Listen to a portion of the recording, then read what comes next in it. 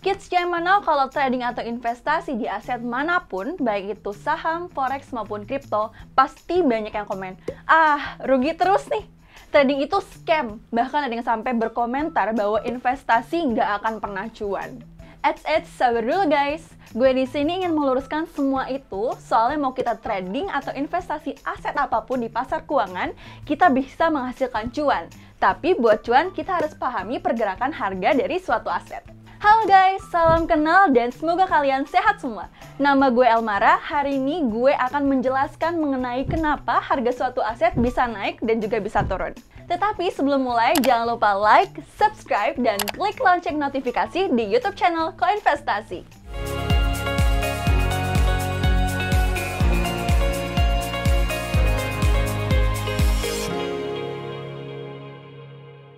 Gue mulai video ini dengan asumsi kalian udah tahu apa itu aset di pasar keuangan seperti kripto, forex, saham, dan juga lainnya.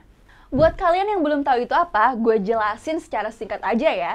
Intinya aset di pasar keuangan itu adalah sebuah aset atau hal yang bisa kita jual dan beli di pasar keuangan. Pasar keuangan itu adalah sebuah tempat perdagangan suatu aset. Misal, kalau untuk perdagangan saham itu namanya pasar saham.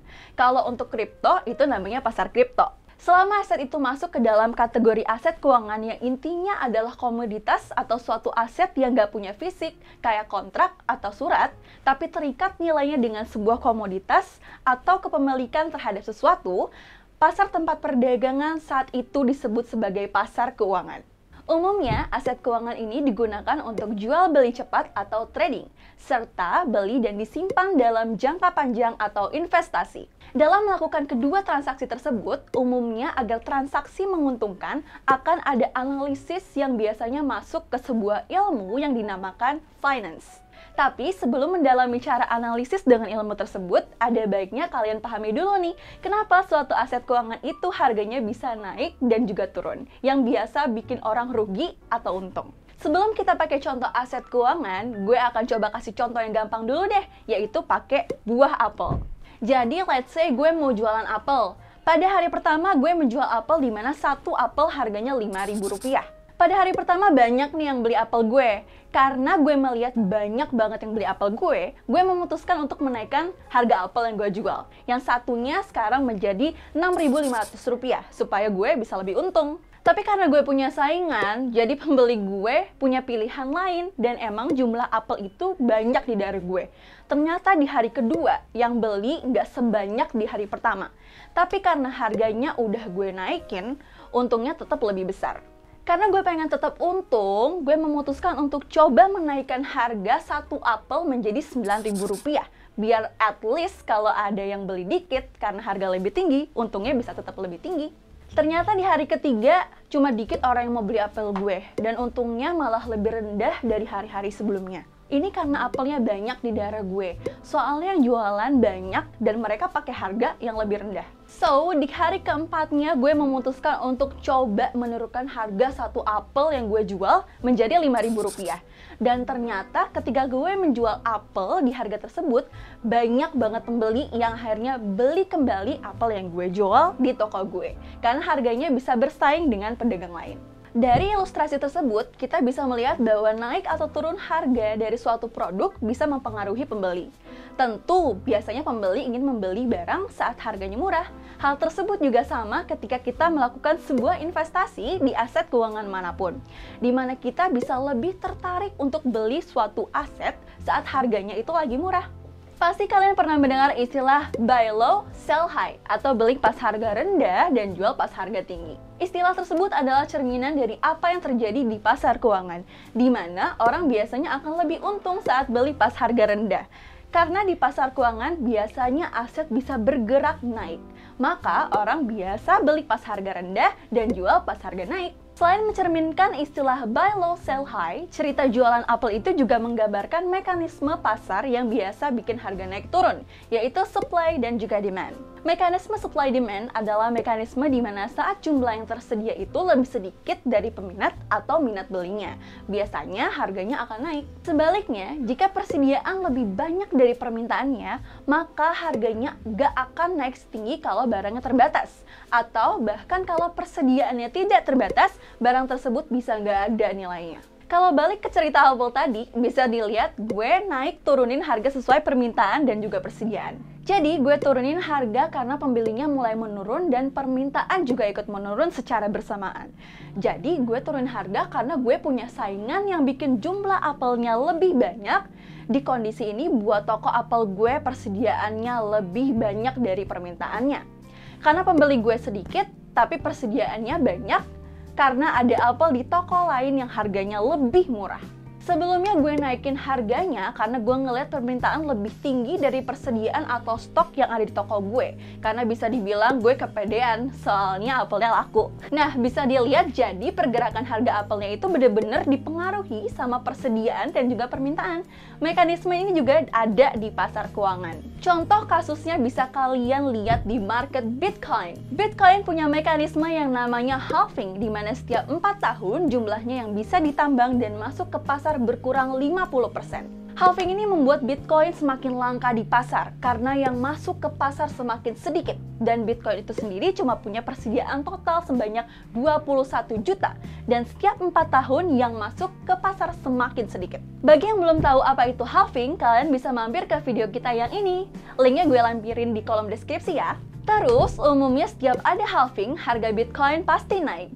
Ini adalah cerminan dari supply demand, di mana karena supply atau persediaannya semakin sedikit yang tersedia untuk dibeli, dan minat belinya lebih tinggi karena emang kalau ngomong kripto pasti ada beli Bitcoin, jadi harganya naik. Terus pasti kalian akan bertanya atau mungkin berspekulasi, kalau penawaran lebih tinggi daripada permintaan, harga pasti akan lebih turun kan? Jawabannya adalah belum tentu. Harga suatu aset tetap akan naik, tapi secara perlahan, tidak secepat naiknya suatu harga aset yang langka. Kita bisa ambil contoh pada koin atau token micin di kripto. Pada umumnya, koin atau token micin memiliki jumlah supply di atas 1 miliar token atau koin. Tapi kalau nggak ada yang mau beli, ya pastinya harganya di situ-situ aja. Tapi kalau misal jumlahnya banyak, tapi tiba-tiba banyak yang promosiin atau pom-pom, tiba-tiba kesannya tokennya jadi langka karena takut kehabisan. Jadinya banyak yang beli dan otomatis harganya naik. Biasanya yang bikin kesan kelangkaan ini antara influencer atau whale dengan cara bikin harga naik mendadak seakan supply demand berjalan dan harganya naik. Kondisi ini nggak cuma terjadi di kripto, tapi di aset keuangan lainnya, terutama yang resikonya tinggi kayak saham. Tapi perlu diingat bahwa supply demand di aset keuangan manapun akan ada suatu yang menggerakkannya. Maksudnya, walau persediaan terbatas, aset keuangan apapun juga tetap bergantung sama permintaannya. Nah, permintaan ini bisa dipengaruhi sama dua hal. Kalau yang jelek itu dipengaruhi sama pom-pom atau pengaruh orang lain. Kalau yang bagus dipengaruhi sama analisis fundamental yang biasa mengacu pada kegunaan, manfaat, atau bagusnya produk atau perusahaannya. Sekarang gue ingin kalian tebak siapa aja orang-orang di balik financial market. Gue kasih waktu kalian 3 detik. 1, 2, 3. Pasti kalian ada yang jawab Mr. Bandar atau Mr. Cukong, aka Wells, yaitu investor besar. Tapi kalian sadar gak sih, kalau kalian yang merupakan seorang trader atau investor yang saat ini sedang menonton video ini, kalian adalah salah satunya? Pelaku di belakang market itu terdiri dari kita-kita yang tergolong sebagai retail, yang isinya adalah trader dan investor. Para cukong atau whales yang memiliki dana besar untuk membeli dan menjual suatu aset, dan exchange yang saling melakukan transaksi beli dan jual aset. Pada umumnya kalau teman-teman bisa lihat suatu hari bisa naik dan turun tinggi banget, biasanya dipengaruhi oleh dua faktor, yakni bisa jadi exchange yang melakukan transaksi atau whales atau cukong yang melakukan transaksi. Makanya dari hal tersebut teman-teman kenal dengan istilah pump and dump. Biasanya nih kesalahan utama para traders maupun investor adalah ketika harga naik pada FOMO. ikutan beli. Pada esok harinya malah harga turun. Dan satu lagi, ketika market merah berdarah, kalian juga langsung ikutan cut loss atau exit dari market karena ikutan takut rugi. Dan biasanya FOMO atau fear of missing out mempengaruhi psikologis kita baik secara trader maupun investor. Pasti teman-teman ingin mencari jawaban dan solusi bagaimana sih cara kita menghadapi market? Pertama, teman-teman harus tahu dan wajib menerima statement market will always win, so follow the market. Makanya kalau di market itu akan ada selalu momen di mana kita bisa cuan dan juga rugi. Kedua, ubahlah mindset kalian dan cara pandang kalian terhadap market. Mayoritas orang pasti beranggapan bahwa market akan selalu membantai kita para trader maupun investor. Hal tersebut benar, namun biasanya pasti ada penyebabnya. Kenapa sih seseorang bisa selalu kalah di market? Bisa jadi karena dia tidak melakukan research dan salah menginvestasikan uangnya di suatu aset, atau mungkin ikut FOMO entry ke suatu aset. Dan ini yang paling fatal dan penting, yaitu mereka tidak melakukan atau membuat suatu trading plan yang baik terutama di money and risk management. Apabila kalian ingin survive di market, kalian harus rajin-rajin melakukan research suatu aset dan selalu update dengan informasi mengenai aset investasi teman-teman. Dan alangkah baiknya juga kalian join ke sebuah community untuk bisa saling berinteraksi dan sharing ilmu dengan teman-teman yang lainnya. Supaya kalian juga bisa ikut belajar dan berkembang menjadi trader atau investor yang lebih baik. Dan yang terakhir dan paling penting adalah membuat trading plan. Dan ini berlaku untuk para investor maupun trader. Untuk para investor, kalian harus mempunyai rencana dalam jangka waktu berapa lama kalian ingin berinvestasi pada suatu aset. Investasi bisa bersifat fokus ke hanya satu aset saja atau konsentrasi, supaya kalian bisa mendapatkan hasil cuan yang maksimal. Tapi jangan lupa, high risk, high rewards. Maka, untuk itu, supaya aset portofolio teman-teman merasa lebih aman, banyak sekali orang-orang yang menyarankan untuk diversifikasi, yakni invest di beberapa aset. The father of stock value investor, Warren Buffett, pernah mengatakan, never put all your eggs in one basket. Dengan adanya diversifikasi, kita bisa mengatasi terjadinya loss yang lebih besar. Karena terdapat aset lainnya bisa ternyata menghasilkan profit. Contoh, saat ini gue personally invest di Bitcoin, Ethereum, NIR, dan Solana.